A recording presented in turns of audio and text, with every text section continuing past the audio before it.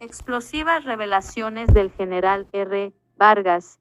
Dice que lo siguen y lo tienen interceptado en el gobierno Petro y que no le perdonan que enfrentó a los ilegales en el paro. El exdirector de la Policía Nacional reveló varios detalles de las razones por las que tenía claro que no iba a continuar en la institución tras la llegada de Gustavo Petro al poder.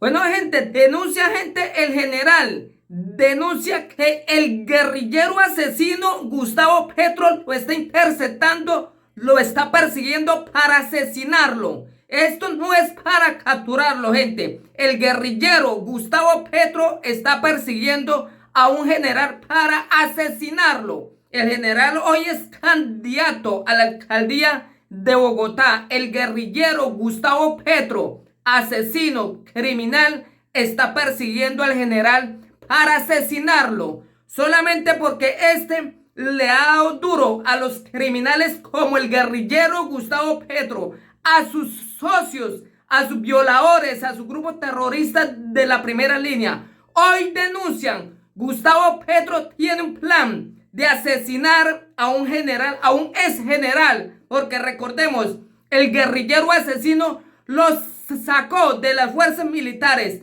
Este criminal asesino está persiguiendo a los generales porque persiguieron a los grupos terroristas, a las FARC, al ELN, a paramilitares y a sus socios de la primera línea. Hoy denuncian, Gustavo Petro quiere asesinar a un ex general. General R. Jorge Luis Vargas se destapa y cuenta cómo lo votaron a él y a 22 generales más. Mis decisiones generaron un odio visceral del gobierno. En su libro de memorias, el exdirector de la policía cuenta detalladamente lo que se vivió en la posesión del presidente Gustavo Petro cuando entró la espada de Bolívar. Recordé a todos los poderosos que buscan venganza y que hoy, en la historia de la humanidad, abundan. Entonces lo supe, llegaría la venganza contra mí por mi lucha contra el crimen y el terrorismo. En la tarde del 7 de agosto del 2022, cuando el recién posesionado presidente Gustavo Petro impartió la orden de llevar la espada de Bolívar desde el Palacio de Nariño hasta la Plaza de Bolívar, comenzaron los recuerdos sobre mi lucha contra el M-19, no solo porque el entonces grupo guerrillero había robado la espada en 1974, sino porque el hoy presidente había formado parte del M, como le decían sus simpatizantes, y porque en su momento el grupo le había causado mucho daño al país. Secuestros, ataques, homicidios y venta de marihuana y cocaína a cambio de armas. Era evidente que los miembros del M-19 eran guerrilleros y, de acuerdo con el Código Penal, delincuentes. Por medio de un proceso de paz, llegaron a la legalidad. De lo contrario, Petro no sería hoy el presidente de Colombia. No podemos borrar la historia. Por eso, cuando el M-19 se integró a la sociedad, trajo una buena dosis de paz y legalidad al país. Los miembros de la cúpula militar y policial, invitados a la transmisión de mando presidencial, como debe suceder en todo país institucional y democrático como Colombia, nos encontrábamos sentados en la primera fila de los asientos de la plaza, debajo de la tarima donde estaban ubicados los invitados principales, entre ellos el rey Felipe de España, varios presidentes de Centroamérica y de Suramérica y algunos delegados de países europeos. A mano derecha estaban varios congresistas que se habían posesionado el 20 de julio y detrás de nosotros, los invitados internacionales de diferentes entidades. La Plaza de Bolívar estaba llena. Después de que el presidente dio la orden de traer la espada, el ambiente se puso tenso, pues esta no llegaba y los asistentes no sabíamos qué sucedía. Pasada casi media hora, 4 soldados del batallón Guardia Presidencial llegaron con la espada a la plaza. Cuando la vi allí expuesta, dentro de la urna en la que la había visto tantas veces en la casa de Nariño, recordé a todos los poderosos que buscan venganza y que hoy, en la historia de la humanidad, abundan. Entonces lo supe, Llegaría la venganza contra mí por mi lucha contra el crimen y el terrorismo. Me pregunté, ¿cuál reconciliación? Y me repetí, ¿cuál reconciliación? La estadía en la plaza se hizo larga y hacía mucho calor. Mientras tanto, yo miraba la urna y pensaba que pronto llegaría para nosotros la espada de la persecución. Pensé, nos quieren acabar y nos van a perseguir. ¿Quién esgrime una espada el día de su posesión? Llegaron a mi mente los años tempranos de mi carrera en la policía, cuando muy joven, a los 21 años, pertenecía a la Dirección de Investigación Criminal, la DIGIN. En esta unidad, tuve la oportunidad de integrar un equipo altamente profesional, experto en la lucha contra el terrorismo, integrado por seres humanos, valerosos y hombres con principios y mucha experiencia profesional. Cuando llegué, el grupo ya tenía la tarea de recopilar información que permitiera llevar a la justicia a los cabecillas del M-19. En 1988 y 1989, yo no conocía de la existencia de Gustavo Petro. Esta nunca fue una de nuestras misiones asignadas. Las prioridades eran otras.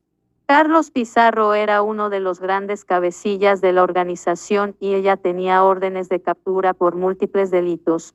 Por lo tanto, estábamos tras él. Teníamos información confirmada, según la cual Pizarro llegaría a Bogotá.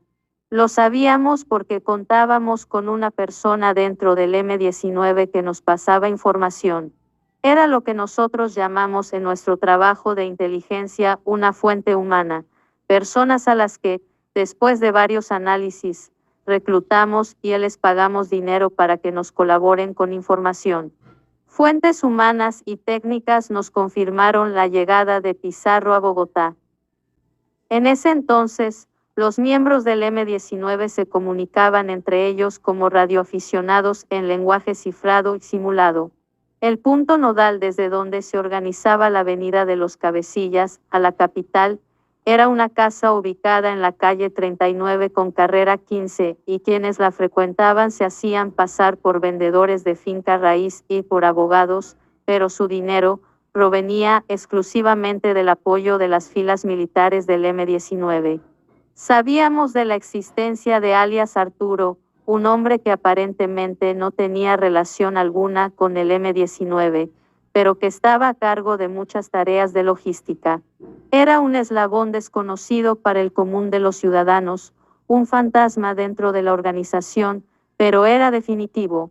El grupo de inteligencia sabía quién era y lo habían seguido durante varios años, y cuando llegué a formar parte de esa unidad, me asignaron como miembro de ese grupo de trabajo. Sabíamos que el M-19 quería traer a los cabecillas a Bogotá para hacer contactos pseudopolíticos, entrevistarse con congresistas, hacer extorsiones y darles instrucciones a las redes urbanas. Arturo era el contacto principal y teníamos información de que Carlos Pizarro se reuniría en Bogotá con unos sacerdotes activos pertenecientes a las Fuerzas Armadas Revolucionarias de Colombia, FARC, que llegarían de Córdoba. En esa época existía la coordinadora guerrillera Simón Bolívar, la cual reunía a las FARC, el M-19 y el Ejército Popular de Liberación EPL, mientras que el Ejército de Liberación Nacional ELN quería ingresar. 2 días antes de la fecha prevista para la llegada de Pizarro, iniciamos un control permanente sobre Arturo y nos dimos cuenta de que hacía movimientos que no eran normales, como no ir a su supuesta oficina.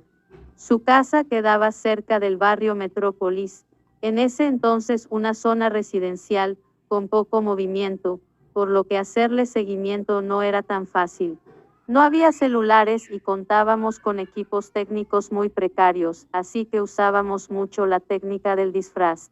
Vestidos de civil, nos poníamos pelucas, anteojos, nos cambiábamos los suéteres, las chaquetas, para poder hacer los seguimientos sin que nos notaran. Estacionamos el carro a una distancia prudente de la casa de Arturo, lo cambiamos por otro a las pocas horas, para que los vecinos no sospecharan y comenzamos a pasar los días, en esas calles, sin dormir, sin almorzar, alguno de pie en una esquina, otro sentado en una cafetería cercana. Pasadas unas cuantas horas, algunos nos cambiábamos de ropa, llevábamos dentro del carro una maleta con mudas, y hacíamos una nueva caracterización para continuar con la vigilancia de manera segura. Usábamos binóculos y, en muchas ocasiones, nos comunicábamos entre nosotros por señas. Arturo comenzó a tener muchos automáticos, es decir, reuniones muy rápidas, especialmente en cafeterías o pequeños caspetes, como se les dice popularmente a los lugares de comida para las construcciones o restaurantes, la mayoría en el centro de Bogotá. Lo que se acostumbra hacer en el trabajo de inteligencia es seguir a estos nuevos contactos para obtener información, pero en ese momento no contábamos con gente suficiente para ello y nuestro objetivo principal era Arturo para capturar a Pizarro. No podíamos perderlo de vista. Sabíamos que era él quien lo iba a recoger.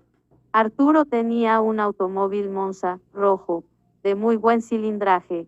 Conducía muy rápido, con todas las técnicas de vigilancia y contravigilancia para hacer lo que nosotros llamamos botar la vigilancia, por ejemplo, meterse en contravía para evitar que lo siguieran.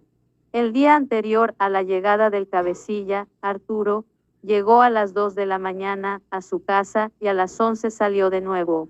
En la calle 44, abajo de la Caracas, como en la 17, una persona salió de un carro y se subió muy rápido al Monza. Arturo manejó hasta la estación de gasolina de la Caracas, con calle 32, estación que ya no existe. Se detuvo en la estación, hice lo mismo, pero a unos pocos metros de distancia para que no me notaran. La persona que Arturo había recogido se bajó del carro y comenzaron a llegar unos hombres gordos que se situaron a su alrededor. También llegó una moto con otras 2 personas y entonces fue cuando lo vi del otro carro. Se bajaron 2 personas y Carlos Pizarro.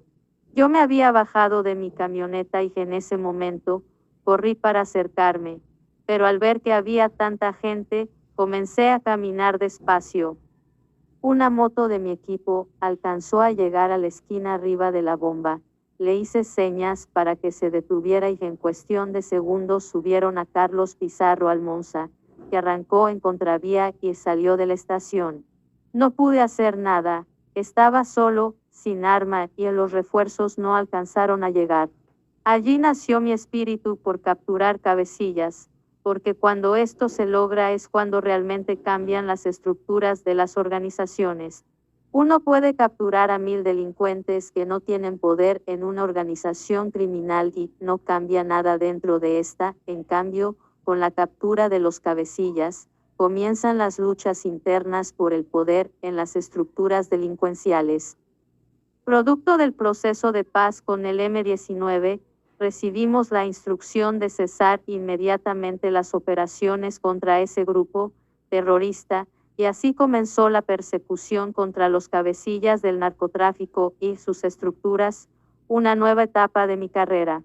Nunca más volví a saber de los movimientos o situación de los exmiembros del M-19.